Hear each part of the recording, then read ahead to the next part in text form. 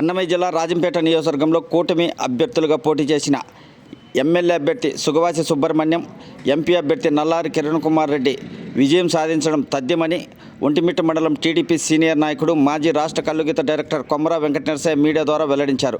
ఒంటిమిట్టలో ఆయన మీడియా సమావేశం నిర్వహించారు. పెద్ద పెద్ద ఇన్సిడెంట్లే జరగడం జరిగింది. ఈరోజు ఎన్ని ఆటంకాలు వైఎస్ఆర్సీపీ నాయకులు కల్పించినా, వేల కొద్ది రూపాయలు ముడుపులు చూపించినా, ఎన్నో ప్రలోభాలకు గురి చేసినా కూడా ఇక్కడ రాజంపేట నియోజకవర్గంలో సుగవాసి బాలసుబ్రహ్మణ్యం గారు కనీసం లేదంటే 20,000 మెజార్టీతో గెలవడం ఖాయం. అదేవిధంగా రాజంపేట నియోజకవర్గంలో కిరణ్ కుమార్ రెడ్డి గారికి కూడా అత్యధిక మెజార్టీ రావడం ఖాయం. ముఖ్యంగా యువత, మహిళలు, అన్ని వర్గాల ప్రజలు తీవ్రమైన వ్యతిరేకత వ్యక్తం చేయడం జరిగింది.